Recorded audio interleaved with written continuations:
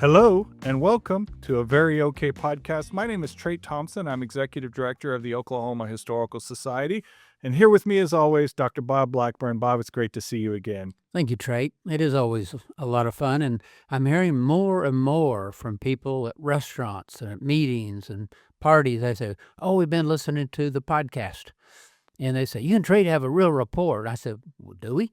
I said, "I like Trey, and we get along well, and some good laughs." And they say, "Yeah, it's working." So I think whatever we're doing, we need to keep doing. yeah, no, I think we do have a good rapport, Bob. I don't think we last almost 5 years of doing this podcast together and over 50 episodes so far. But, I think one of the things that I noticed when I first got this job and we were traveling together around the state right before you officially retired is, I'd gotten to spend time with you and I always liked you, but I didn't get to spend a lot of time because you're busy, I'm busy. But having the time that we've had in cars, we played pickleball together, we've done projects together. I just genuinely enjoy the time we get to spend together, and I've enjoyed having you as a friend in addition to being a mentor and my predecessor. Well, thank you. You're doing a great job, and everyone is impressed. And so, good things are happening, and a lot of it is because you know how to get things done. Well, I pulled the wool over many people's eyes, and let's just hope we can keep the ruse going as long as possible. Well, this is it's great to be with you. I do have something I want to mention before we get into this. It's about a TV show I've been watching that's really interesting.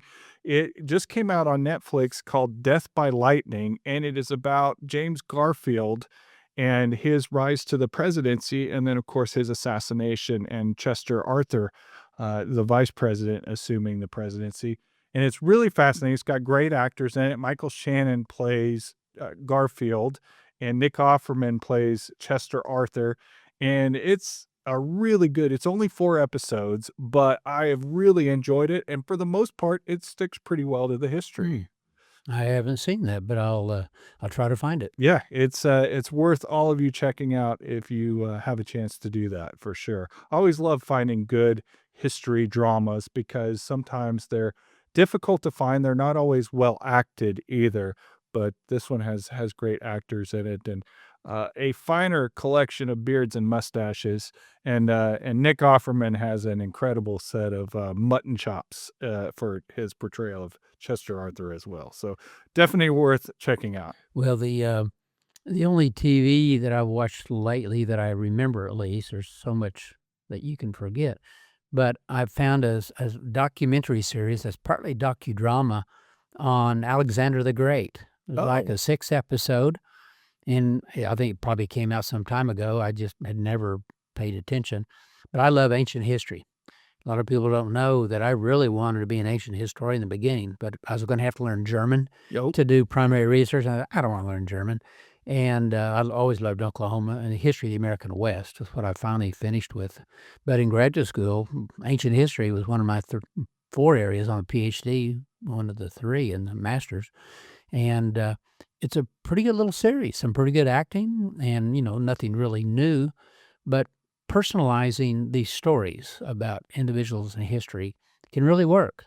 And if it's done well, and that particular series was. I agree. I agree. I've watched some kind of docudramas about the history of Rome and things like that. I watched one a couple of years ago, maybe it's 3 or 4 years ago now, on the Medici family in Italy, and that one was pretty fascinating as well. So, yeah, I love that stuff too. I'll have to check out the Alexander the Great one for Mm. sure.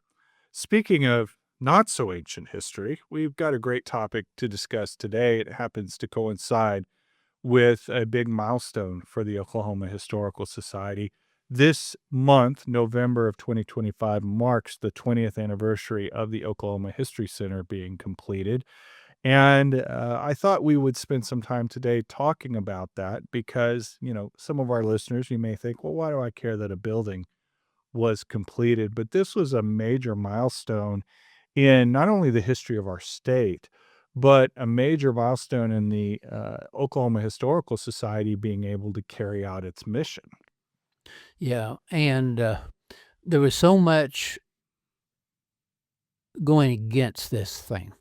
And in the article that I've written about, I call it an improbable. That's the word I use because it is improbable that we were able to pull this off. And it wasn't an individual effort. It was partly a matter of historical timing, opportunities, the right people, the right places, of course, but having the right atmosphere. But we had so much going against us. People would refer to us as the hysterical society because really we lost our way in the 1960s, really. Up until the 1960s, everything of historical society was in the four walls of the old historical building. We had preserved a few historic spots like Sequoia's cabin, part of Fort Gibson, but no staffing, not doing much with it. It was just we need to save it. And treating those as collections is really what we were doing. But we were not a parks department. Tourism had already started in the 50s developing parks and some historic museums under the rubric of parks. And so in the 60s, the legislators discovered the OHS as a place to put some of their local projects until it got to be almost 40 things that we were in charge of and a long list of pork. And Jan Eric Cartwright, Attorney General, kind of cut out a lot of the pork. But that was what our agency was seen as, a place that legislators could put money in our budget and then spend it out on their districts. And very little oversight. It was not a transparent thing. So when I started here in 1979 on contract of next year full-time, we had a lot of ground to make up. And so we started putting teams together. Blake Wade came on as a deputy director. At one time, Lewis Coleman was influential in all that of doing budgeting. Even David Soleil, who didn't last a year as director, brought some internal reform. And then in the 90s is when we really started turning things around and tried to overcome the disadvantage of the reputation up to that point, especially with legislators and the public. Not many people outside of Oklahoma City were aware that we were even a state agency. People within the state government didn't know we were also a private organization with the press. And as long as the press was strong, they were our main constituency supporting us.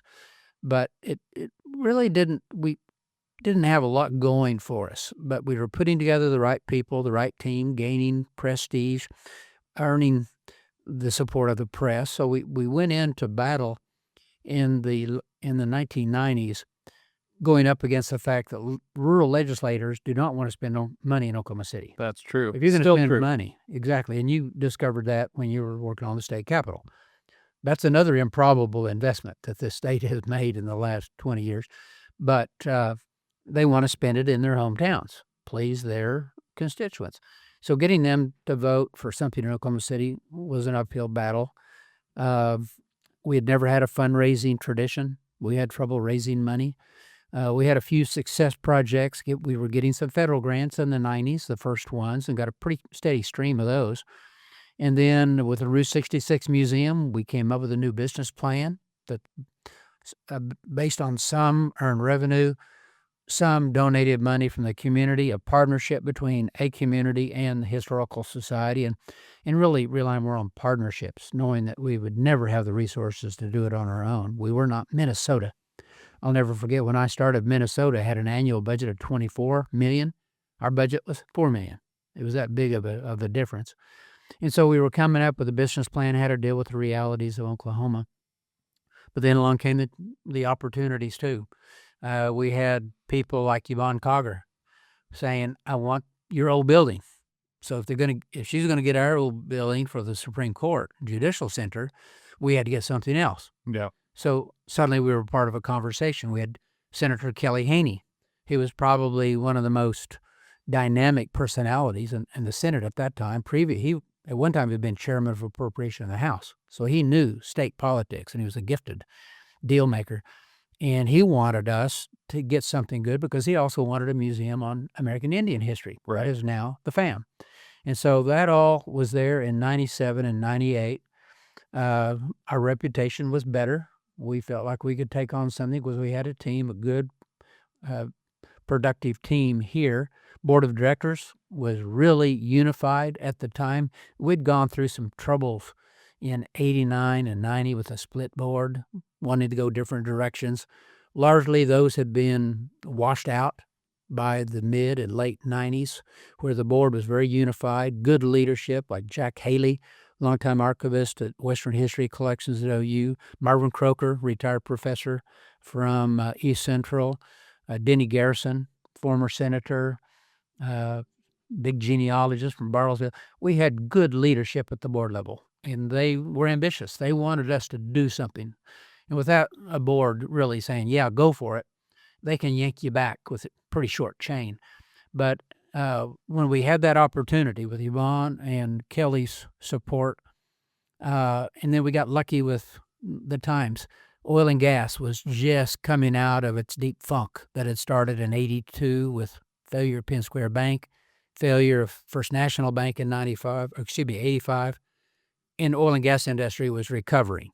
We had new technologies, people like Aubrey McClendon and Tom Ward and Harold Ham, Larry Nichols. They were just finding their footing at the time. And of course, in the oil patch, they're always willing to take a risk.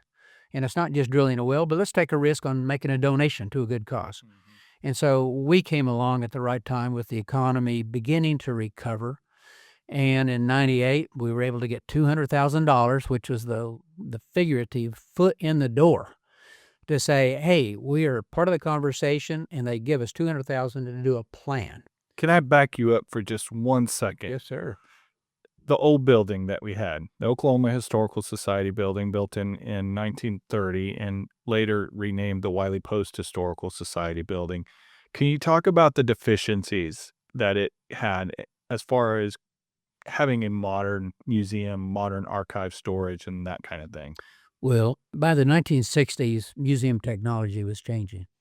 The way museums would portray history was changing. I call it the antiquarian approach to exhibit. Just put a lot of stuff out in cases with a label. Boot from the Civil War. Doctor's instrument from the 1920s. You still see a lot of museums like that. Smithsonian was going through the same changes we were. We didn't have the space to improve it. So we still had just a lot of cases, a lot of stuff, antiquarian approach, very little interpretation. And then the building itself had been built for 1930s technology. No air conditioning. So how do you moderate the heat of summer in a building like that? You open the casement windows with air wells in the middle of the building. You open the transoms above the door if you want privacy. Open the door if you want more airflow.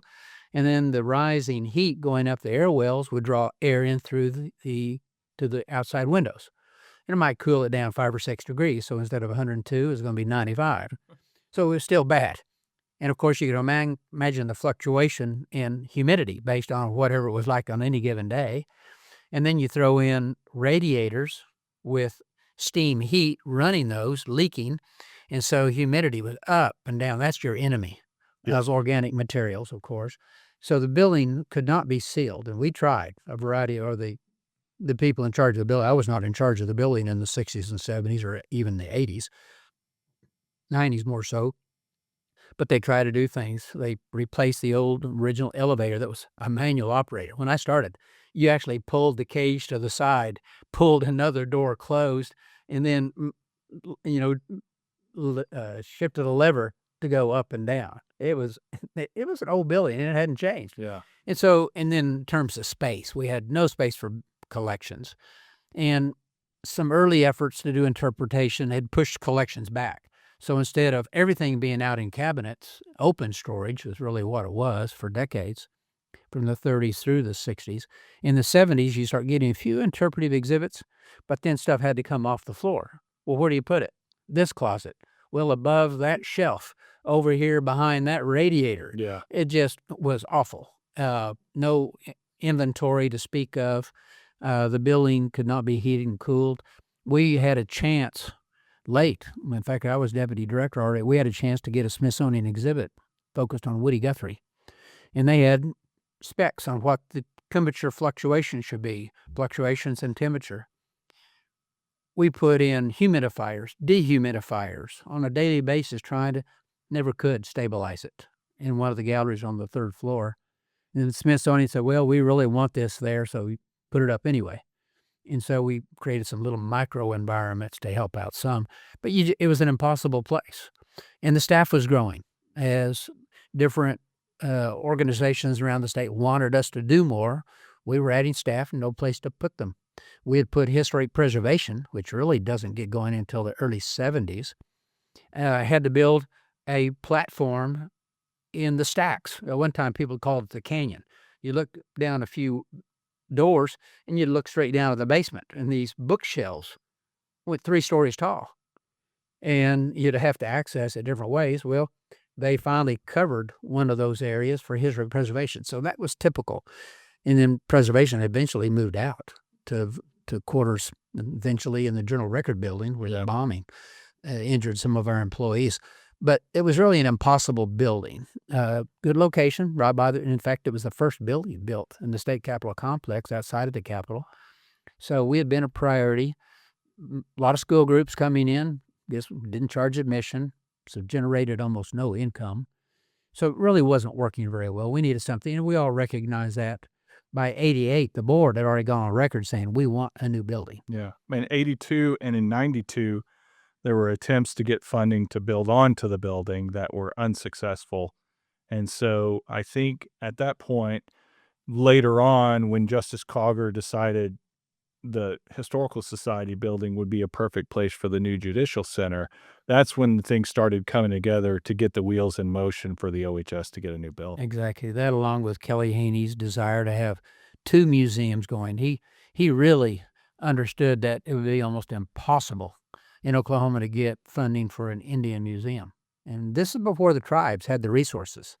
FAM was finished largely because generosity of Bill Anatubby and the Chickasaw Nation. That was not there in 97. That tribal enterprise was just getting started and was really not making much. It relied more on federal grants than income. And so he knew he needed the OHS to have a new building and then try to keep them going in lockstep. And so we both got planning money. So a new commission that was established by statute got it to build an Indian museum. We got the money to do our planning. At my right side, I had Sandy Stratton, who had risen up through the ranks from historic preservation. She had worked at the museum in Guthrie for a while, and I really came to admire Sandy. So I said, Sandy, I need help. So I had money to pay with this amount of money coming in for planning. So brought Sandy in, special projects. Let's figure out what is our vision. So what we had to do is to take what the board wanted, staff members, constituents like the press, academic community, education community, genealogists, obviously, that we relied on them tremendously at the time. And so we all went together. So what do we want? So really my task with Sandy helping was, how do we come up with one plan, a planning document that incorporates what everyone wants to keep the momentum going, that we can then take back to the legislature, then eventually take to the philanthropic community and say, we want you to invest. We had to find ways to generate revenue. We knew that was critical at the time, something we'd never done. We had to figure out how we could raise the money, which we had never done. And we needed a new site because we couldn't build on the old location because that was the Supreme Court was going to get that building. So the plan says that you need 200,000 square feet of space, you need 8 acres for parking, and it recommended a bond issue for construction funding, which and at that point they anticipated $46 million from the state with an additional $10 million in private funds raised. During the 1998 session, you were able to get a $32 million bond issue passed from the legislature, which is less than needed, but legislative leaders at the time, Kelly Haney, Governor Keating, they said, we'll come back next year and we'll allocate the rest of the funding. And that ran into some challenges because of the economy, because then for the next few years, the state goes into a period of contraction in terms of state budgets. It did. And so the board really had to make the decision. I could make recommendations all day, but the board has to, as you know, working with the board now, you can only lead that so far. Then you have to rely on their wisdom to make a decision. So I talked to everybody. Governor Keating, of course, he loved history. When he was in Washington, D.C., he had told me that he went out to museums and sites, Civil War battle sites every weekend. And he still does to this day. We're having lunch this next week, and we talk history when we get together still. But he wanted it, and he wanted it to be Smithsonian. He wanted us to get the real Winnie Mae, and that's still contentious between me and him. Oh, believe me, he mentions it to me, and I love you, Frank Keating, but he mentions it to me at least every other time we see. It's like, Trait, why can't we get the real Winnie Mae? And I have to I say, Governor Keating, the Smithsonian doesn't want the real Winnie Mae hanging in a big atrium with a lot of natural light. I said, I don't know if that's a possibility, but he's still holding out hope for that. I know. And but anyway, he was an enthusiastic. And then on his staff, his Secretary of State was Tom Cole, now U.S. Congressman from Oklahoma, Chairman of Appropriations. Right. And Tom was a PhD in history, and he and I had been friends. We were both in graduate school same time. So Tom is helping and enthusiastic. Governor Keating is enthusiastic. Kelly Haney, of course, wants us to get more money, so his project will get more money. So he's pushing that on the Senate side. But with the state revenue down, there was just no chance. So after that next year when we didn't get it, Governor Keating said, well, it'll still be in my executive budget. We're going to ask for it. Well, for people who don't know politics at the Capitol, typically if a governor wants it, legislators love it because then they can use that as leverage to say, we'll never go for that, but here's what we want. Then at the final days, they find a compromise. They each gets a little bit of what they want, but never everything. And so that dialogue is going on. The legislators, well, Governor Keating wants it, let him fund it. We're not doing it. But even with the revenue shortfalls, Governor Keating is leaving office. We still don't have the money. Now, we had broken the first contract down with Don Beck, who we'll talk to here in a little bit more about the design. Don Beck got the contract to do the design. Manhattan Construction. And this was a design bid build. State did not give us any options other than that at the time. Well, we decided, we got to break it into two phases. Fortunately, on my staff, I had hired my deputy director, Bob Thomas, by this time. Bob was an experienced architect, OU School of Architecture, had worked with Bruce Goff, the great architect there, and he had his own firm with Neil McCaleb, which was a good connection with the Keating administration because Neil was head of transportation at the time, and we were getting transportation grants almost every year. When we didn't get the rest of the money, I'd go to Neil and say, Neil, man, instead of $1 million for the site development, we had to spend $4 million to take down those houses. And he was, okay, well, I'll see. And so I'd say, well, I'd want another $1 million grant for this or that. And we were getting those. So we were keeping things moving. But Manhattan was getting close to wrapping up phase one and spending all of the $32 million that we had. We really hadn't started much of a fundraising effort. We had some going on, but it was not rolling. And we really got to a point where we delayed or slowed construction for really a year. And Manhattan agreed. We'll go slow. We'll pull crews off. We'll just do a little bit here and there, try to keep a presence at the site with the management team. Because they said if we have to restage, it's going to add at least $1 million, maybe $2 million more to the budget in the very end. So we were facing a crisis when Governor Keating leaves office. New governor is elected, Brad Henry, who fortunately I knew. And here comes Brad, a new governor. So we're still saying we need the funding to finish this thing. And I want to back up just a little bit because, we're located across the street from the state capitol, but there were other locations that were initially under consideration. There was a location in Edmond, a location down I-35 and I-40 area near the North Canadian River that was on the board. There was a location near the Harn Homestead, which is just south of the state capitol. So how did we hone in on picking this site? Well, Sandy and I did pros and cons of each. And those are somewhere in my notes, somewhere in the archives. But we went through, because I had to make a presentation to the board of directors. Here are the pros and cons of this, and it was going to be their decision. Now, of course, their decision would have a political impact if the legislators or the governor or someone didn't like it, then I'd have to deal with that. So everyone knew this was a critical decision where to go. Initially, I liked the site where the wildlife department is now. Wildlife wanted to get out of there at the time. Their building was old and not performing very well, and Homestead right out the back door. I thought it'd be great to have a museum, a history center right there on Lincoln Boulevard, so we're still part of the political complex or the government complex, but with this great teaching tool right out the back door. Kind of like that in the beginning. But it finally came down to where could we raise the money, could we keep the legislature involved? And when the site here at 23rd and Lincoln came up, it was a parking lot, plus about 41 homes that were in a various state of repair. Some should have been torn down. Some had been maintained pretty well. And one of the downsides of that, if we choose that location and we get those 41 homes, we're going to have to spend another $3 million to acquire them, which is going to have to come out of the construction budget. So we present it to the board, pros and cons politically in terms of what is the most marketable, what will help us raise the money, what will help us keep the legislature involved with providing the money to support the staffing and maintenance of the place. And at the end of the day, it was unanimous. All 25 board members said it needs to be on the northeast corner, 23rd and Lincoln, across the street from the state capitol, very visible.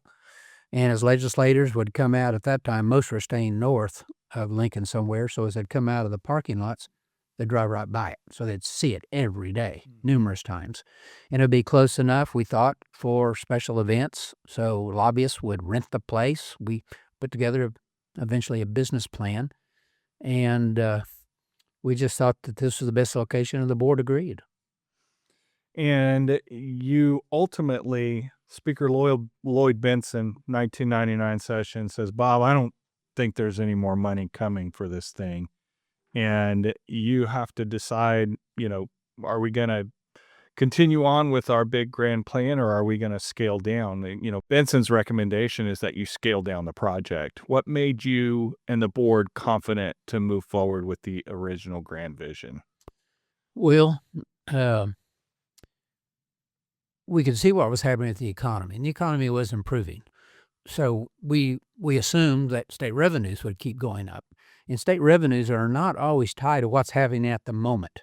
There's almost a delayed reaction. And so state revenues did not keep up with it. So a little bit of a miscalculation. But with Governor Keating's enthusiasm, our board's my enthusiasm, and I guess goes back to basic personality. I've been accused of being an internal optimist, that, whatever the challenge is, how we deal with it creates character, teaches us new lessons, what didn't work, what might work, and then looking for the new opportunity and trying to seize it. So I was optimistic that somehow, I didn't know how.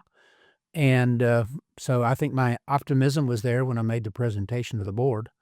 But we had people like Marvin Croker and Jack Hayes, some historians. And of course, we had the volunteer members like Barbara Thompson and Denny Garrison, who believed in our mission. The genealogists wanted it to go forward. We were being encouraged. The press wanted us to go forward. I was talking to a lot of senior people in the press at the time. And fortunately, I had done a couple of books that really drew in the press. The Gaylord family, for example. I wrote the history of the state fair in the mid-'90s, which gave me the ability to go see Mr. Gaylord or to see Christie, who is soon to be the publisher. And so I was talking to people like that. What do you think we should do? And so I tried to distill all that down into one board meeting. And the board voted unanimously. Let's just keep it at the Smithsonian National Archives level and not compromise. So we just boldly went where no one had gone before. And you had to wait because we go through the 2002 legislative session and there's still no bond issue forthcoming. And in your article, you mentioned that you wrote a letter to all of the legislators about, hey, we're in dire straits now, and we need to have a bond issue, or this project is going to be in jeopardy with a half-built structure across the street from the Capitol. And you mentioned that it was met with deafening silence. Yes, my mailbox was not full of responses. And, that had to be very disheartening until Senator Morgan gives you a call and says, okay, um, we're willing to do this if you can commit to raising private pledges and if you can get a pledge for 2/3 of the House and 2/3 of the Senate that they would vote for a bond issue. And you had put forth the idea of capitalizing the interest on the current bond to pay for the future bond as well, which required a little bit of financial creativity, but was well within the bounds of state law, according to the bond advisor Jim Mhm. Joseph, which you had to, had have them call the House and Senate fiscal staff to make sure that to convince them that was a thing that could be done. So there was a lot that you had to do. Tell us about getting that 2/3 in the House and Senate to sign on to this. Yeah, that was the first challenge. The second would be to raise the money, the $12 million. And at that point, we had raised a little bit, but not all we needed. And it was a revenue shortfall year. So as you go into a legislator's office and say, I need a bond issue, they say, well, we need to pay our teachers. They were furloughing teachers that year. I think of all of my years in state service, that may have been the only year they furloughed teachers. They'd furloughed state employees several times.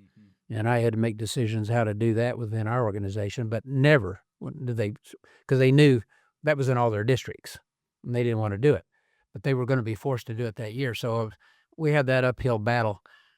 And so I started with the roll call sheet and started with those who I thought would vote for it and started with them. Ma'am, sir, here's the deal. And, started with a few yeses. And then I tried to avoid the no's, and there were going to be some that I probably never talked to, knowing that they didn't like government. They would wish government would go away. Yeah. And we'd go back to the cave, times where we just survival of the fittest. So I ignored them largely, and then trying to get that middle of getting 2/3. And Senator Morgan's and Cal Hobson, who was pro tem at the time, the way they saw it, they did not want this to be a campaign issue. Right. And if it was just a Democratic, later at that time, the Democrats still controlled the majority. But starting to Barely. change. Barely in the Senate and barely in the House. In fact, that would change within 2 years. But they did not want to be a partisan issue that could be brought up. And the other thing, no log rolling, nothing else could be added. Typically, the way bond issues were always put together, typically in history, going back years and years, about every 8 to 10 years, deferred maintenance, but mainly at colleges, and then around the Capitol complex, and it would build up to where roofs were leaking, enough pressure that you could put it together, but you put together 40 projects, Yeah.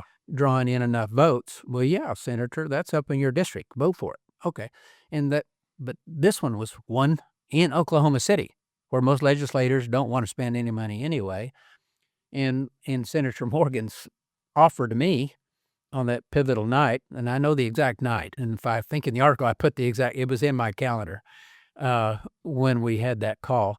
And so I had to get that without any log roll. He said it'll kill it if you add anything to it. And I think they knew that without adding things to it, you couldn't get the votes. So I had no bargaining position. I'll say, well, you do this or that. But it was just a matter of circling around. The legislative assistants really helped me. They'd say, well, the senator just went down to the bathroom. He should be coming back in about 10 minutes. You can intercept him at the corner. These legislative assistants were critical to this. And I just lived over there. I don't remember the exact date now. I should have looked that up before I came in. I think it was in March when he gave me that offer. So I had about 2 months. Into the session is always going to end. It doesn't have to, unless they go into special session, but the end of May. Yeah. Last Friday of May, it's going to end at 5 o'clock. So had a couple of months only to pull this together, and just kept adding one or two here, there, and I'll never forget. I got to speak to the Republican caucus on the Senate side, and I was making my pitch, what this is going to do for all of them, because one thing I did have, we were collecting newspapers from all their hometowns. So they're publishers in all these towns. And at that time, newspapers were still alive. Today, it's a different world. Right. We don't have those editors out there to push. Well, then I had the editors, and the press was very supportive. And so I say, we've been collecting your newspapers. We have 33 million pages in our archives. Someday we're going to get to digitizing. It'll be, my sales pitch. And then we're doing this and that, and school kids, and, going on, patriotism. Your grandfathers carved out a frontier, but, that sort of thing. And I'll never forget one Republican senator from south side of Oklahoma City, where you wouldn't expect a lot of, stood up and he said, "Bob, we've got to do this." I just could have hugged him. Yeah. It was one of those moments that you kind of say, "Oh, thank you." And so started picking up more votes there. And on the House side, just kept going until I had the 2/3 of both the House and Senate. And plus, you dealt with votes there. It reminds me of a story Denny Garrison told me when he was a young representative. He had a bill. He asked an old senator to vote for it. And he said, "Oh, yeah, young man, I'll vote for that." Gets to it, guy votes against it. Denny says, "What happened, Senator?" He said, "I didn't say forever." And so I know that they were going to change. I'd had a couple of bills fail over the years. Oh, yeah. One person took a ride at the very end. And so we had a couple of extra votes. And it comes down to the very day that we're going to put the bill on the floor. And another person in state government tells the Senate staff, "You can't amortize interest. You can't do this," because I was going to use some of the interest from the old bond issue before we spent it to actually make the payments on 2 years of the bond issue. I didn't need any cash. That was probably my best sales pitch that year. "I need no cash, Senator, Representative. You can fund this. We'll be finished here. And in 2 years, someone else will have to put up money. But for 2 years, we're covered." And Jim Joseph had taught me about that. And so we got the votes. And the day that this lawyer on the Senate side said, "Well, Bob, so-and-so said we can't do this. It's not legal." I said, "What? Jim Joseph said Gary Gray?" Not Gary Gray. Oh, Gary. I'm sorry, his name not coming to me, but whoever was the bond, the contract person working with the bond attorney. Bond attorney, thank you. And so, fortunately, I had a cell phone with me. Called his number, maybe, and he answered. These people never answer their phone. He answered. I said, "Gary," I said, "I'm here in the Senate office. Can you explain amortizing interest?" Guy, listen. "Oh, okay." Writes the bill and survives. And that was like the day before the end of the session. Gets up there and we get a vote, and it has to go to, of course, one house and then the other, and it passed. Well, and I have to mention, you mentioned in the article that the minority chairman of the Senate Republicans was Jim Williamson from Tulsa. And when I started working in the Pro Tem's office in the Senate 15 years ago, Jim Williamson was Pro Tem Bingman's chief advisor at that time. And I have to say that he is one of the most principled men that I have ever known. And so when you wrote in there that he said, I'm not going to vote for it, but I will let you come and speak to the caucus, that is Jim Williamson altogether. And I have nothing but respect for him because, first of all, he's just a very honorable person, but he's also someone who almost everything that I learned about procedure, legislative procedure, about bills, I learned in those first couple of years working under Jim Williamson. Another one that I just have to mention since I'm right here talking about it, but Carolyn Dennis, who worked for years and years on Senate staff, taught me an incredible amount as well. But I loved working with Jim Williamson, and I loved the opportunity to learn underneath him, because when you're in the minority, if you want to get anything done, you have to learn the rules. You have to figure out every trick of the trade you can to try and advance your agenda. Yeah. And you mentioned Carolyn Dennis, Debbie Turlip on the House side. I had friends within the staff by that time. I'd been working with John Bryant and Randy Butler and Senator Gustafson over on the Senate side on battlefield protection. So I had my network within the Senate and the House. Rick Littlefield had been chairman of my subcommittee for years. And so I could work with these people toward deals, and it worked. And then we had to raise the money once we got the bond issue approved. And Manhattan continued with a construction management contracts. We didn't have to go out for bid, which saved a lot of time. So we kept them on the site. They gear back up. We start moving forward because we have the cash coming in soon. But then I had to raise that $12 million, or we had to raise it. I shouldn't use the word I ever in this because it was always a team effort.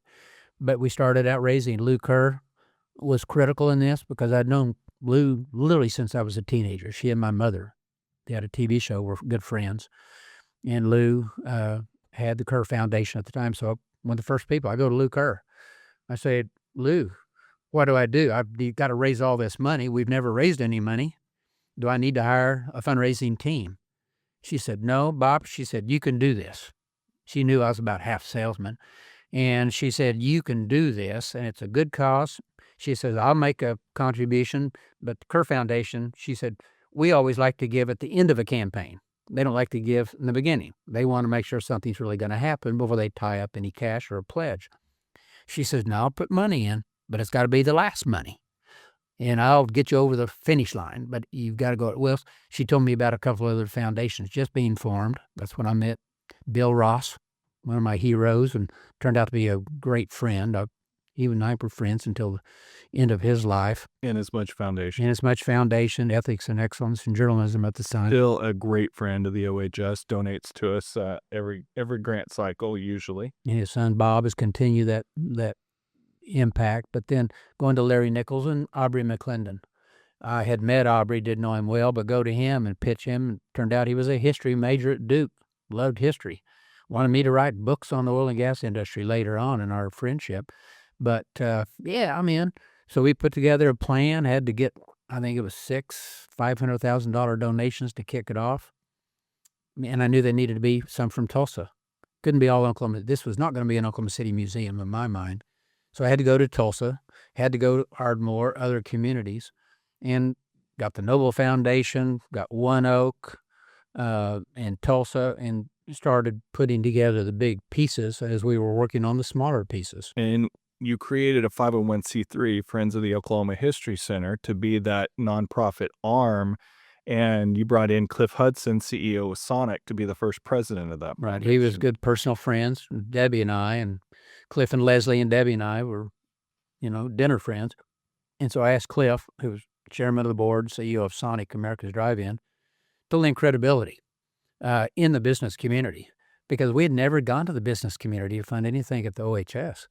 And so I says, I need credibility that someone believes that we're really going to do this. And Cliff was it, Chuck Wiggin, John Yokel, some other businessmen in the community at the time, Jay Hanna, at Bank First. And so brought these people in, so I was able to put their names on letterhead. So I said, sir, I need a meeting with you, and the money will go to this foundation, because it's tough to raise money for a government agency.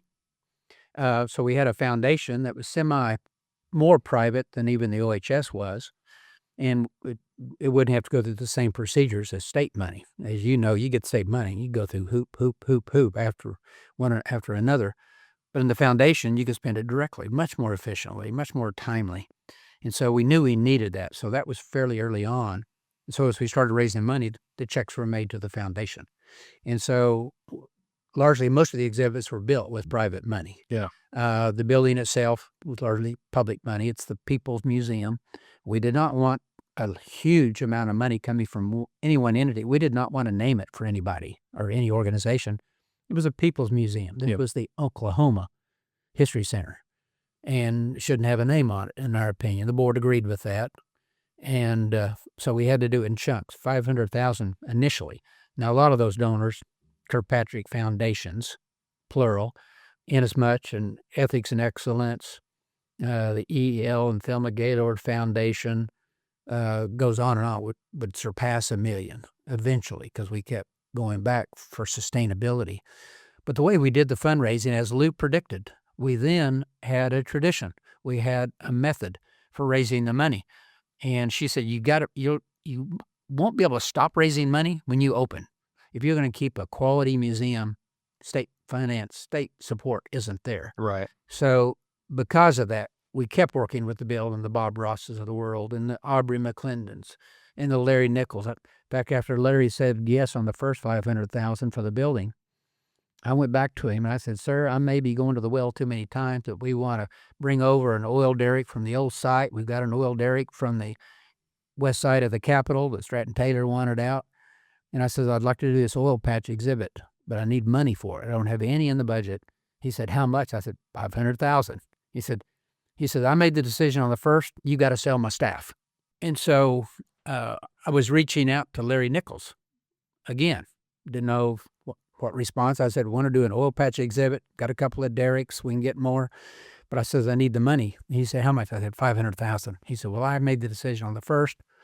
You have to sell my staff. So all the senior staff comes over. That's when I met Duke Ligon, your current president of the board right now. And Duke and I would become good friends, and a man I truly admire, an American hero in many ways that people knew his entire story, service to the country in Vietnam, and oil patch as well as community leadership. But Duke came, I'll never forget him because he's about 6'2" or 4. You know, it could have been 6'8" in my. He's a formidable man. A formidable man. And so he's there, and I'm selling all these financial people, legal people, community. And they say, yeah, but we want a third of it to go into an endowment to support, make it sustainable. I said, man, you're talking my language. So we were doing things like that. And we're able to raise the money and get that thing open in November of 2005. There's one story before we transition into talking to the architect, Don Beck, in this episode, but I do want you to tell the story about getting the Allen Hauser statue out front, because I love hearing you talk about talking Bob Ross and his father into going with you to New Mexico to get that statue. Well, early on in the process, in fact, it was before Blake went to the Centennial Commission, when we were just working with the 200,000, because by the time we got the bond issue, he was already gone. But so it was early on, and I really thought we needed a piece of sculptural art out front. And as I was going around the country using that 200,000, we went to South Carolina, went to Sacramento, Atlanta Heritage Center, Minnesota History Center. We went to twice. And so I was going to all these museums, pulling together ideas. And one of them was, the best ones had sculptural art out front, something to brand a historical organization, not just a sign, but a brand. And so we called Betty Price. And Betty was head of the Arts Council and a good friend by that time, and said, Betty, what kind of art should we put out here? She'd been instrumental in the art that was already in the Capitol and around the Capitol. And she said, oh, it's got to be Allen Hauser. Apache Indian, he was with, his dad was with the Geronimo's band, and so kind of got our attention. So she brought over a catalog of his art, and there was one piece called Unconquered. It was the last piece Allen had worked on before he passed away, suffering from cancer. And it wasn't quite finished, but it was the last that he initiated. And it was two Apache warriors, one kneeling, one standing, looking out in the distance. And I just fell in love with it from the first time I saw it, just in a photograph. So Cliff Hudson, I said, Cliff, we need that piece of art, but it's $1 million. He said, well, let's go look at it. So we got in his Jaguar at the time and flew out to, drove, seemed like flying in that Jaguar, went out to Santa Fe, and Mrs. Hauser was still alive at the time, fell in love with her too. And a couple of the sons, Bob and Philip, went out to the compound. David Reddig was their corporate manager, marketing. It was a compound. It's on the Turquoise Trail between Santa Fe and Albuquerque, high desert. You go around this bush and you see another piece of sculpture. You go along this path. It's an incredible emotional experience. Well, of course, Cliff and I said, yeah, this is it. We've got to have this out front of the building. And finally they said, well, they'll take $750,000 for it. Oh, okay, it's a real bargain. Yeah, on sale. On sale for $750,000. We didn't have a penny, didn't have it raised, and this is still fairly early. So by the time we get to the fundraising drive, that's kind of there, and we say, well, no one's going to buy it, in the meantime. So we thought, we'll put that on a shelf. So kind of set that aside, dealing with other crises, and it gets down to it. So after we make that first round of $500,000 contributors, I go back to Bill Ross. By this time, his son had come in to the staff. And so it's with Bill and Bob. And Bob, of course, now is CEO of the foundation, but he was there. And so I'm pitching this to Bill again, and I could see I wasn't winning Bill. But I noticed out of the corner of my eye, Bob is kind of nodding. Oh, wow, cool. I like it. And he hadn't learned to put on that poker face quite yet. He was just out of law school. He's better at it now. He is much better at it. And he was real good at what he was doing then, but I could just kind of sense. And Bill said, "I'm sorry, we can't help." So, but I talked to Bob and said, "Bob, we really need to do this. This has got to have a brand. You all are investing a lot of money. We can't stop there. We've got to do this."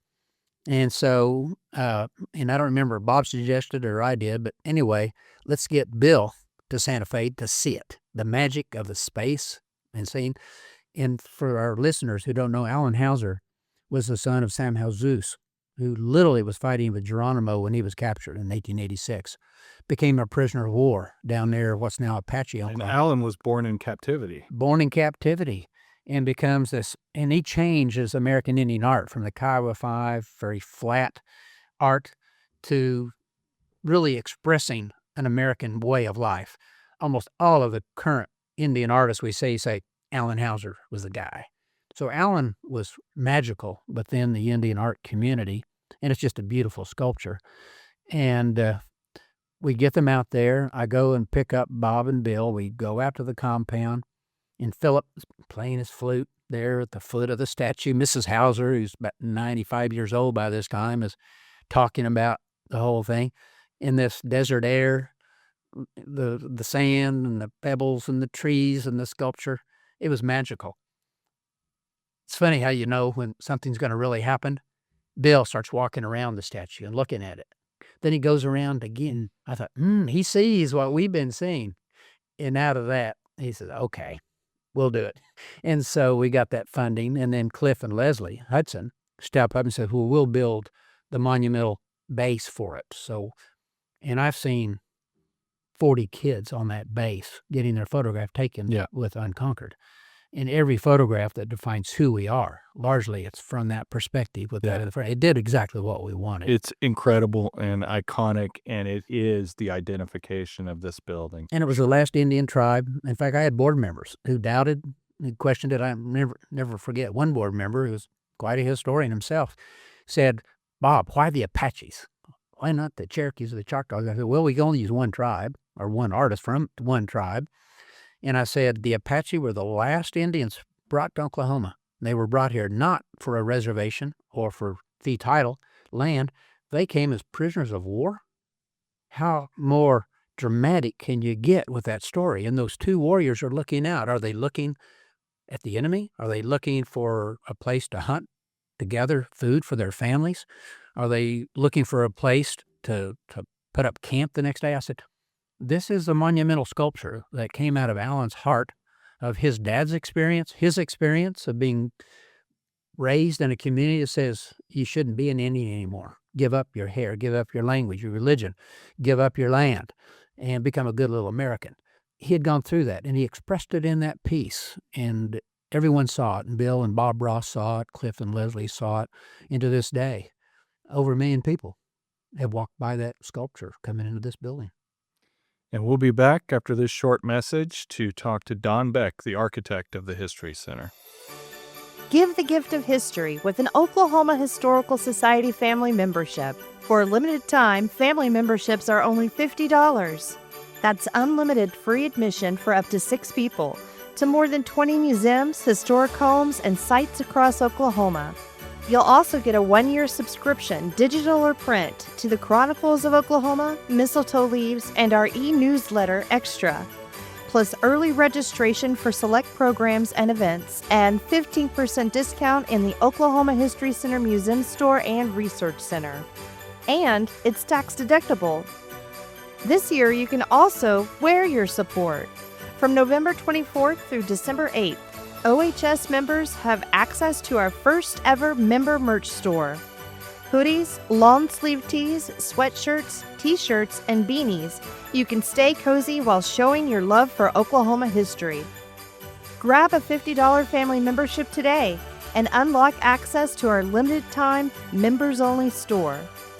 Visit okhistory.org/membership and become part of Oklahoma's story.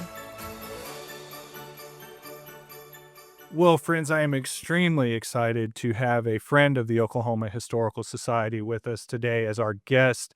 we have architect Don Beck with us. He graduated from the University of Oklahoma with a degree in environmental design and architecture with continuing education at Harvard University. He studied under renowned architect Bruce Goff and has over 45 years of hands-on involvement in programming, planning, and design of diverse and distinctive buildings throughout the country.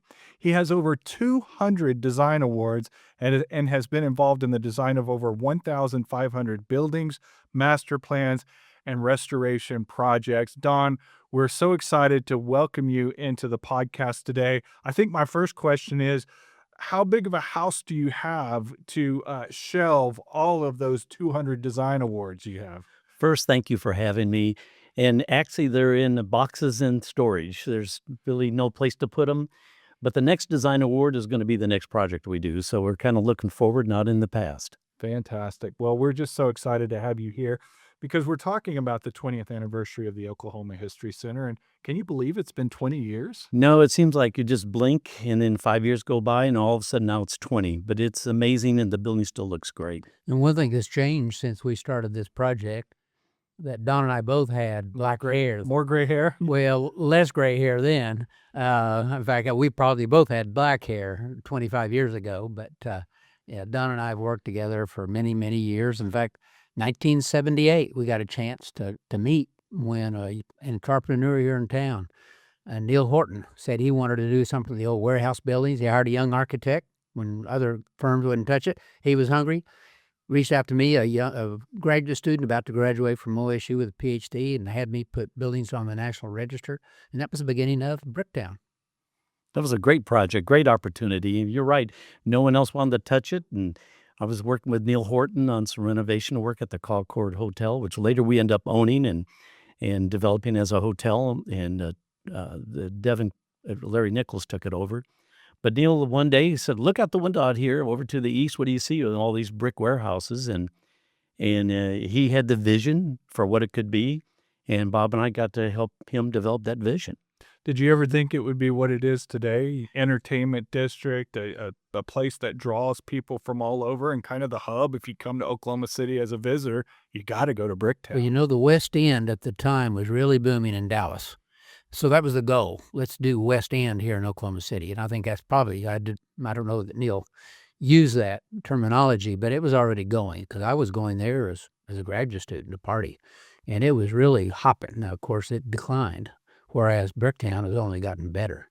But I think Neil had that vision of, you know, a spaghetti warehouse kind of eatery that would go into those old places, and developers getting the tax credit, which is soon to be 25% tax credit for what they spend, just the federal dime. But yeah, I think Neil, what do you think, Don? Yeah, I agree. He loved the West End, and then also he looked at Larimer Square up in Denver and the canal down in San Antonio. And so when I developed the master plan for Neil, he wanted this canal. So I drew it, and actually, as it turns out, it's built exactly in the original location that I had put it on the master plan. But I said, Neil, we got a problem. You know, at the beginning, the elevation, the beginning of the canal is a lot higher than the end. So how are we going to get water? We're going to have to pump water to make that happen. So ultimately, I think that's exactly what did happen.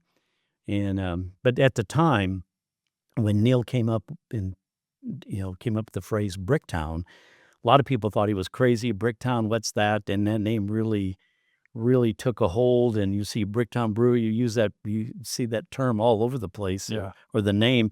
He should have patented or copyrighted that or something. Mm-hmm. And, the leap of faith is hard to appreciate now because it looks so prosperous over there. But at the time, there literally was grass growing in the brick streets. There was so little traffic over there. And it was largely a place for the homeless. A few businesses had some storage there because, you could probably get $10 a square foot. You could buy a lot of those old buildings. No one wanted them. And they'd been vacated with the development of industrial districts after World War II. So when they put in the Santa Fe industrial district near the airport, and then the trucking companies all had to go out to the suburbs because trucks couldn't get down there because everything went by rail when Bricktown. So things had changed. And Neil saw really a pile of junk and saw a dream there. And so he died in poverty. And a few businessmen here in Oklahoma City were paying his hotel bill when he finally wrapped up his life. But I admire people like Neil Horton, who saw something out of nothing and made it work.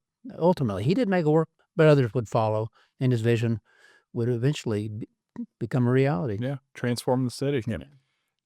Don, tell me a little bit about your history and what made you interested in becoming an architect, and how did you get here? Well, I grew up on a farm in northeast Iowa. Then my family moved to the Quad Cities in Illinois, Moline, Rock Island area. So in high school, I was looking for an easy class to take, so I took architectural drafting. And I thought, well, this would be an easy A, but it wasn't. It was tough. I got the A, but I really had to work hard for it. So I thought, well, hey, I got an A in this class. I could be an architect. So I told my high school counselor about that. And he laughed. He said, no, you just need to be a ditch digger. You'll never amount. You could never get accepted into a college, let alone an architectural program. That's a tough degree to get. So I walked down there and I thought, well, I'm not going to let him tell me what to do. Hell, I'm 18 years old. I know everything. You know how we are when we're 18. So I thought, I can, if I want to go to college, I will. And then I thought, well, what if he's right? So I went to an architectural firm. I thought, I'll just try it out. I'll try before I buy. So I went to a firm in Rock Island, Illinois, and said, I'm here to apply for a job. I wanted to work for an architect, find out what it was like. And they said, well, we're not hiring. And I said, well, I'll make you a deal. Let me work here 1 week free. It won't cost you anything. And at the end of the week, if you think I'm worth keeping, you have to hire me. And you decide what you want to pay me. You pay me whatever I'm worth. But at the end of the week, if I can't cut the mustard, if I'm no good, you just tell me and we'll go on our way, and you don't owe me anything. And you got a whole week's worth of work free. But if you think I have potential, you got to hire me. So we shook hands, and I ended up working there about 1.5 years. Wow. That was a great is what we experience. call pluck. That is. That's right. Well, that is bold. So at the end of the week, I'm assuming that you felt like you liked that profession. I did. And one of the partners in the firm, it was a firm called Parkhurst Moroff, and the senior partner, Howard Parkhurst, was also a licensed structural engineer and a licensed architect. So I learned a lot about structural engineering from him before I went to architecture school. So working for a firm, I actually designed a couple of buildings before I went to architecture school, and they gave me a huge head start. So I fell in love with it, and I thought, well, at least this is something I can do. Now, what brought you to Oklahoma? Well, I met an individual late one night at a bar up in Rock Island, Illinois, and he was going to school at OU, Jay Larson, and he had convinced me to come down to Oklahoma. And I was looking at north and northeast schools, and I got down here, and I loved it, and I loved the people. Didn't care a lot for the weather. I'd never been in temperatures over 100 degrees coming from northern Illinois. But the people in Oklahoma are wonderful. They just have a good soul. And so I just really kind of fell in love with the place, and I had this opportunity to study under Bruce Goff. He came back my last semester. And so I just always seemed like I've been in the right place at the right time. I've been really, really lucky. In trade, if our listeners don't know the name Bruce Goff, they should. Bruce Goff was kind of run out of the state, in my opinion, unfairly, but it was a sign of the times of the 60s. But Bruce Goff cut his teeth in Tulsa as a young architect apprentice. At that time, he didn't have to go to school to be an architect, but he was significantly involved with designing Boston Avenue Methodist, which is still, it's a NHL known around the world. And then he would work in a variety of offices around the region and end up at OU as a professor. And there's so many architects of Don. You would be one of the youngest of his students.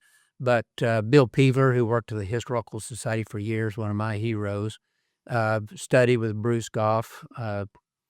Jim Loftus, another architect here in town, studied with Bruce.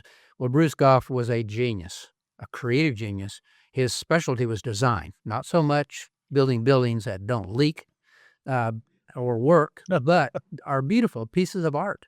And he would play music in the classroom. We have his record player in our collections. I was able to get that from his last partner, who was in North Texas at the time. He would play records during design class, and he would say, let your minds roam free.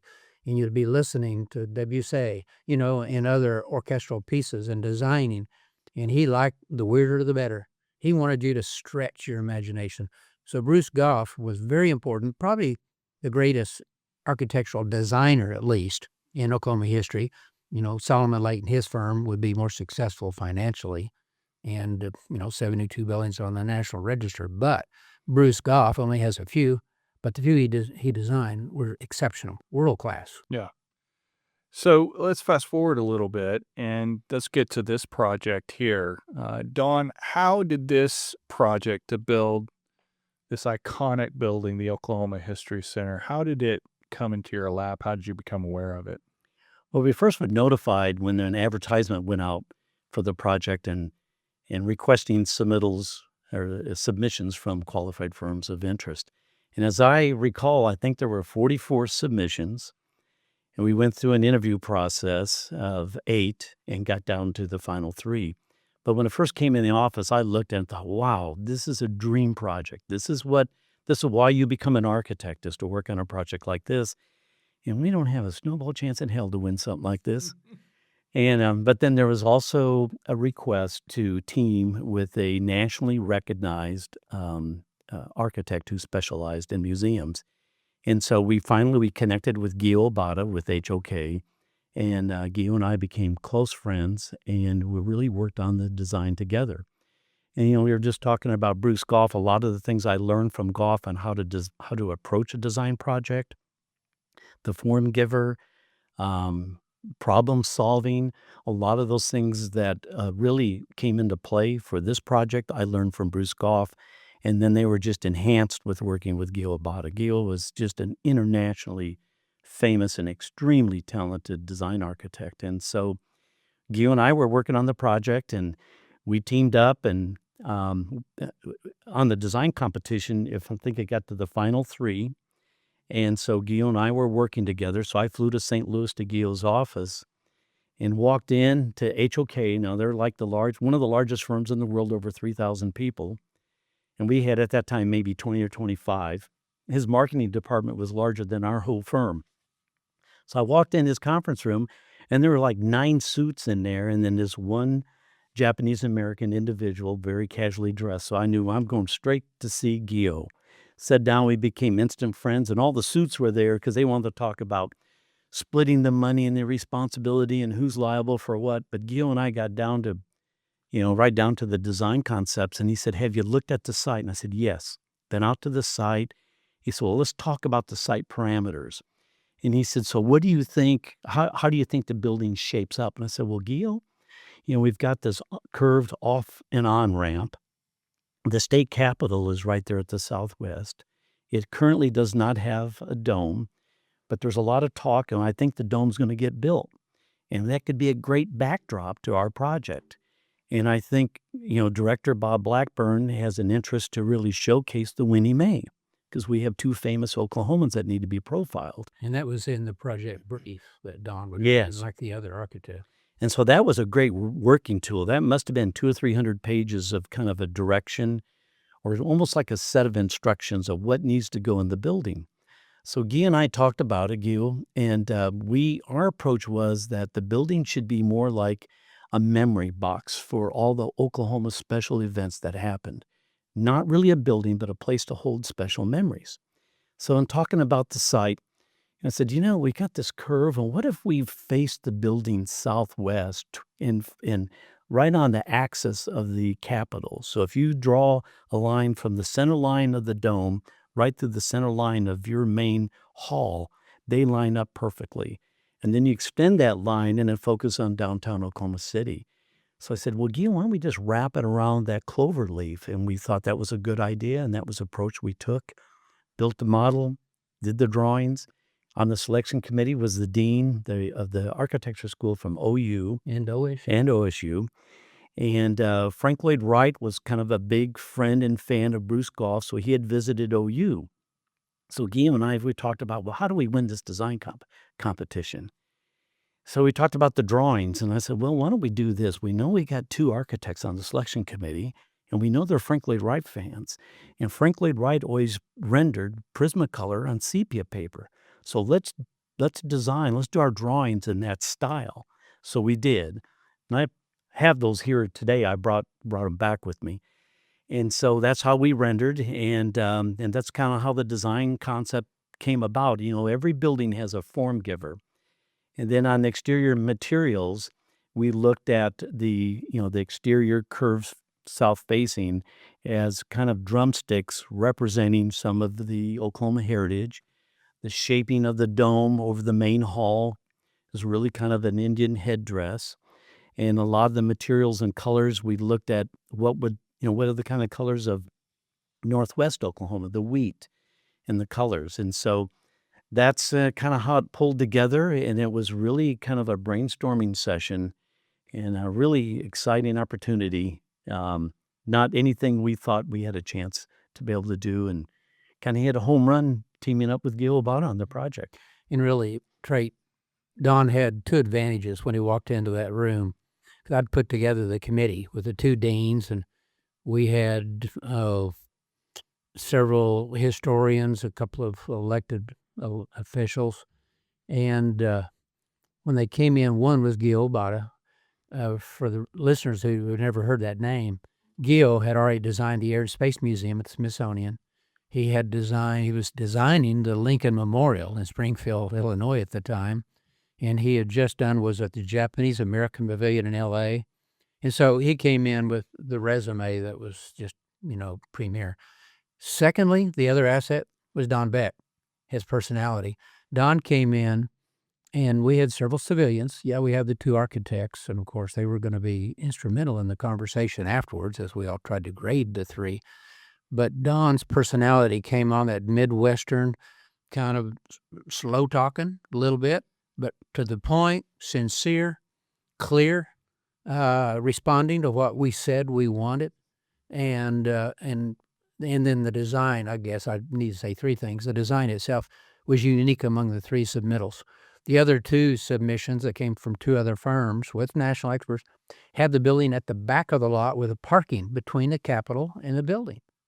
And when I saw their model, I thought, what do they think? Well, Don pushed it as far. In fact, we're on highway right away. Yep. We had to get permission from ODOT. They keep reminding me, remember, that's still our land. I thought, well, repossess it then. But Come and get it. yeah, that's right. So we were on highway land, and Don pushed it right up to the edge. And he also, another thing that I like, knowing about the future and the past is that we had outgrown the historical building that was built in 1930. And gosh, by the 1960s, we were out of space. No one ever thought we would be out of space there. Well, Don designed into this expandability. So that the wings that go out either side of the central atrium curve. It's actually, there's not a straight line in this building.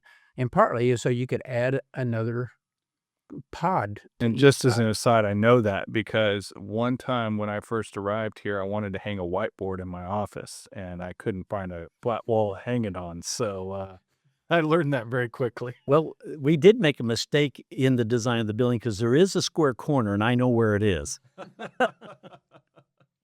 You never told me that. But then that process went real well. And the model, we still have the model.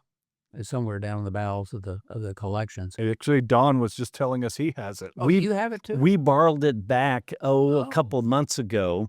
And then for your event tomorrow, we thought it might be nice to bring it back. And we have the original hand renderings if you wanted to set that up as a display for the 20th. But, it's on loan to us, the model, like when you borrow something from the Smithsonian, we're happy to loan it back to you. Sure. Well, see, we actually bought it. Part of the deal was we wanted to own the good ideas that might be part of the three submissions.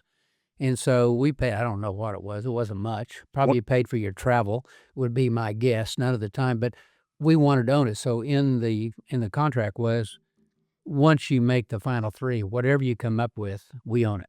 So I want to be able to pick and choose if we needed to. Didn't have to. Don's and Gio's design just nailed it.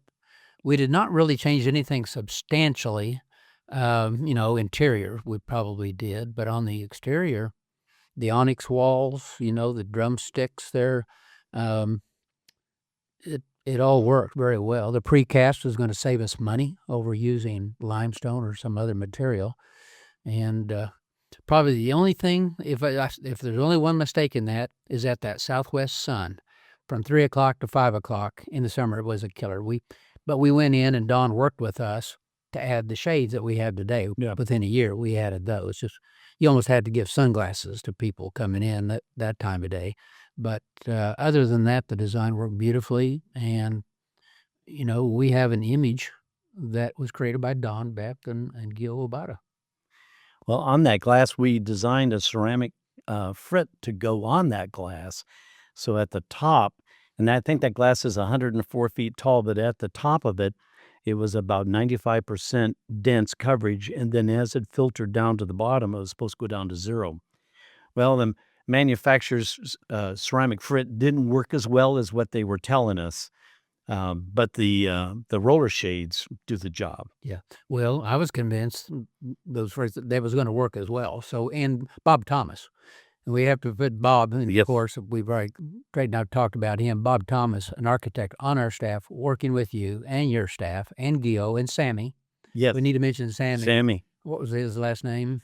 Domingo. Domingo. Sammy Domingo. He was a part of Gio's team and very instrumental in working with us on the design. In fact, after that, I saw Gio once or twice before the opening, but we saw Sammy a lot.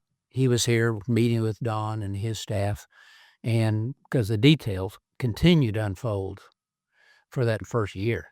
And that first phase, the state had not yet adopted a design build concept Yeah. or even a construction management concept. It was design bid.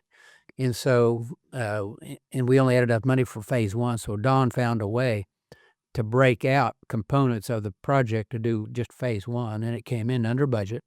Manhattan went low. I don't know that Manhattan ever made any money on that project because they wanted it badly because they, the oldest state corporation, built so many courthouses, and Francis Rooney just wanted it. So he said, boys, get it. And they got it.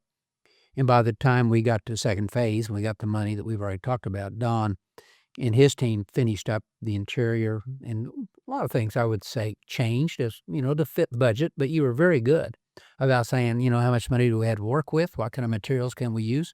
And getting the best we could at the time. And Manhattan was a great partner. Oh, And Bob, you wrote in your Chronicles article that particularly about the dome on this building, it was tilted toward the state capitol, so it was asymmetrical and with horizontally concentric bands of steel tubes that weighed 40 tons. And the steel worker firm said, I don't know that we've ever come across such a complex design. So there are elements of this building that are pretty difficult to actually put into practice. Well, originally when we designed the dome, it was out of rectilinear tubes, basically square or rectangle tubes. And when we started to roll those tubes on the radius, then they would start to pucker and fold and crimp, and it just wasn't working. So we worked and tried to figure out how would we do that. And then the idea came up that, well, if you're down at Six Flags and you're on one of those roller coasters, like the corkscrew, those are big round tubes rolled. So actually the way that dome came about, there was a roller coaster manufacturer up in, I think it was Washington State, and they rolled those big 10, 12 diameter inch tubes and built that basket, that frame up there. And then they made a template for all the columns and anchor bolts for it to set on. So they made the template, sent it down here. Manhattan built all the poured in place concrete columns and placed all the anchor bolts. Then that dome was assembled up there like a big basket, then taken apart, disassembled, shipped down, I think, on 3 flatbed trailers, reassembled here on the ground, picked it up with a crane and dropped it over, and it fit perfectly over the anchor bolts. It was a miracle. Yeah, so here we had a roller coaster manufacturer building the building. I've never done that before or since. That's phenomenal. Were there any other challenges you came across when it came to putting the design that's on paper actually into practice? Well, there was. When we were working on the design, we built the model. We had this idea of this backlit onyx for the drumsticks on the west side of the building. Well, backlit onyx is very expensive. And back then, LED lighting really hadn't come out yet. So we thought, well, if we backlight this, eventually those lights are going to have to be replaced or the transformer. So how do we get in there? And then all materials expand and contract as they heat up, expansion, contraction. And so there weren't any tables to tell us how much backlit on or how much onyx would expand and contract. So when you put that in the frame, so when it's 105 degrees outside, that has to have a place to move. And so that was a real challenge guessing, because of that was just kind of pioneering, what's our best guess on how much this is going to expand and contract, because if you don't give it room to do that, all that's going to crack, and just drop out of its frame. So we were custom designing steel frames to hold that and then find a way to get in there and work on it. So that one, we were sweating bullets over that, because there's a lot of liability with it, and there weren't really any guidelines or rules or regulations on that type of detailing. So there were a lot of interesting challenges. And then dimensioning the building. How do you dimension a curved building? So if you move the dimension line 3 feet over, the dimensions change. So we had to do special dimensioning off the center line of the columns, and then every beam was rolled on a radius. So we had to predetermine all the curves and the length of the beam and have those rolled in a steel factory, then come out and you put them in place and they fit perfect. But it was just a lot of coordination on this building. Yeah. It's a unique, one-of-a-kind project. How was the relationship working with Manhattan? It was great. They were a great team. They would call and say, hey, we think we may have an issue here, and we'd sit down together and work it out. And I worked a lot of construction. My dad was a superintendent for 30 years, so I grew up working construction. So I related really well to all the guys in the field, on how we're going to build it. And, I told Manhattan right up front, look, there's no such thing as a perfect set of drawings. This is one way to build a building, but it may not be the best way. And as you guys are moving through the construction process, I'm counting on you to find a better way or a way to improve upon what we've done. And they did on several places. So it was a great team effort. Yeah. Yeah. And that's great. That's not always the case, particularly in the construction style that Bob mentioned, the design, bid, build. Yeah. Sometimes the architect and the contractors are actually put as adversaries in projects like that. And that's one of those things that the design build process was meant to eliminate, to make the architect and the contractor partners on projects. And that's the way we did it on the Capitol Restoration project. So it's great that you all had that relationship. And I worked with Manhattan for almost 7 years on the Capitol Restoration project, and a lot of great contractors I've worked with over the years. And Manhattan, I loved working with them because there's no challenge too big. They really take a challenge head on, and it's almost like, yeah, we can figure that out. In Trey, one thing we knew going in is that the way the state had always done this, which was always design, bid, build, is that a lot of contractors would just try to cover their costs with the original bid, and then their real profit would be change orders. And then they'd have you over a barrel. Well, the plans didn't solve this. We got a problem, and we'll solve it for you, but for, amount of money. We had almost none of that. And part of that was Bob Thomas on our staff working with Don and his staff in Manhattan that was willing to step up. Fortunately, the second phase, we were able to do a construction management. That saved our bacon. I don't think we ever could have brought everything in under budget, including the exhibits. Manhattan ended up doing a lot of the partitions within the galleries. When we didn't have time or the money to go out and bid it. And, those drywall people, they knew we had to get things done. They would have jacked their price up. Well, Don and his staff was there every turn. We had several trailers there. OHS had a trailer on site. And then Manhattan had at least 2, I remember, too. Yep. I still have my hard hat that I used to, when you went on the site, if you didn't have that hard hat on, you were going to get scolded. So I learned to put that hard hat on going over there. But I think Bob was over there every day. Yeah. And Jerry, his friend, who was on site every day with Yes. guys on the project. We were out here a lot. We would eat, breathe, and drink this project, and it took it and needed it. I mean, with the complexity of the curves. And to Manhattan's credit, we sat down with Manhattan really like on phase 2 before the drawings were finished, and went through and worked together as a team, as a partner. So there were very little change orders. But that's part of the issue you mentioned earlier. It's unfortunate that a lot of architects have never worked construction. And I grew up, I went through my carpenter apprenticeship and worked with steel erectors and concrete people. So that construction knowledge I had working several years of construction helped tremendously on how do you put together a set of drawings, and where does the building expand and contract, and what about flashing and doing roofing details, things like that. So to me, it was a natural fit dealing with Manhattan construction, and then having Bob Thomas and others, another group, a set of eyes reviewing your work, because we're really good at what we do, but we can become better, and so that was always the goal, looking for the best solution for whatever we were working on, and so the more people involved really helped the project come along faster, and better quality drawings, and really minimal change orders. And then, Trey, one thing that impressed me about Don and his team is that they were very sick. They were peaking at that time, and now maybe it can continue to grow, but they had received the contract for the Jim Norick Library downtown, part of MAPS. They had received the contract to build a new business college at OCU, and I don't know what else you had. Those are two visible, because one was right before us and one was kind of going on as we were finishing, but Don was able to keep focus.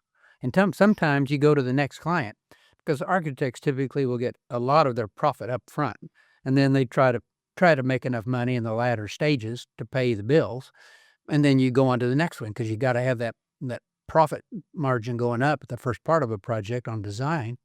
And so, but Don kept focus, and we never lost his focus on the whole thing. Now, Don, you've designed a lot of incredible buildings over the course of your career. You don't get 200 something awards if you haven't.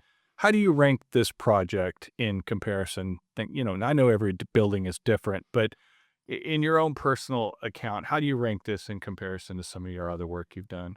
For me, this is a special project. I'll never design another history center. It's certainly not a building like this ever. So really, for me, this was kind of like winning, the Olympics or an Oscar to be involved in this project. So it's special. I love the project. I have I spent a lot of personal time on this, so it's really special to me. We have designed a lot of other important projects, but this one is special in the regard that what's inside of it, what it holds, the artifacts here are irreplaceable. And when we were going through the design, Bob took us through at the old building. We were looking at so much of the collection that was in storage. And I learned a lot about Oklahoma history by working on this project. So that meant a lot to me.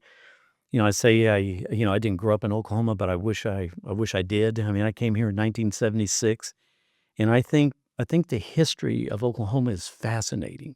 And so this project opened that up for me. So in that regard, it's probably the most unique project I've ever worked on. Well, I can say, as someone who wasn't born here but got here as fast as they could, you're a true Oklahoman, and your heart is in Oklahoma, and it shows in the work that you do, for sure. Well, Don, I want to thank you for being a part of this episode and for coming to visit with us today. Thank you for having me. It's just really a pleasure. It's an honor to be here and be back in this building after 20 years and be with all of you that inspired us to do this. We've talked about the design quite a bit, but a lot of the ideas and concepts came from Bob Blackburn, because he challenged me early on, Don, can you find a special place for the Winnie Mae? And I thought, I can't let Bob down. And so we worked really hard, and that's what drove the design. But you may not have realized it, Bob, but you were really the architect on the project. Well, thank you. Well, we owe so much to you and the whole team, and it was truly a team effort. You take any one part out that was there, we don't have the quality project that we have. So thank you for not just for your professional delivering all of this, but your friendship. And you've stuck with us all this time. Anytime we ask you to come back and do something, yeah, I'll be right there. So thank you for being Don Beck. Well, thanks for having me. Well, thanks. We'll talk to you soon. Well, Bob, it's a fascinating story about the Oklahoma History Center and everything it took. 8 years from 1997 to 2005 to get this thing built. And it's a testament to you. As you mentioned, it's a team effort. So many people that worked here for the OHS, so many people that are part of the community in Oklahoma City and all throughout the state of Oklahoma contributed to making this a reality. And this building today is as vibrant and as vital as it was back in 2005. Yes, and Don Beck was a big part of that. Bob Thomas, Dan Provo, Sandy Stratton, it goes on, Bill Wilgie, Chad Williams, Laura Martin, and we had such a great team. And it was just fun to be there with them as we just rushed into, we didn't know what was ahead of us, but we were rushing into it anyway. And I think that we had to make a lot of detours and a lot of, shuffles sideways, but we were able to get it done despite, a lot of losses along with a lot of victories. But in the end, I think it came out okay, and I'm very proud of the place. And thank you for taking care of it now.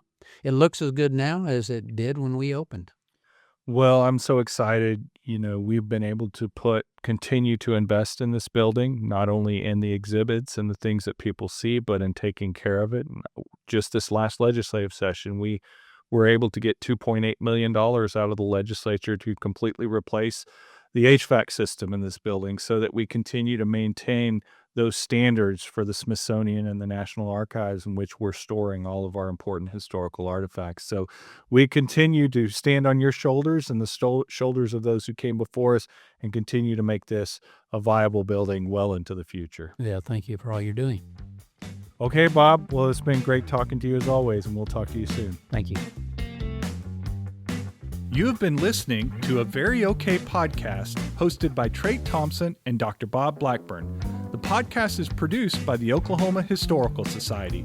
Visit us at okhistory.org and find us on social media by searching for @OKHistory. I encourage you to purchase a membership to OHS to help us continue our mission to collect, preserve, and share Oklahoma's unique and fascinating history.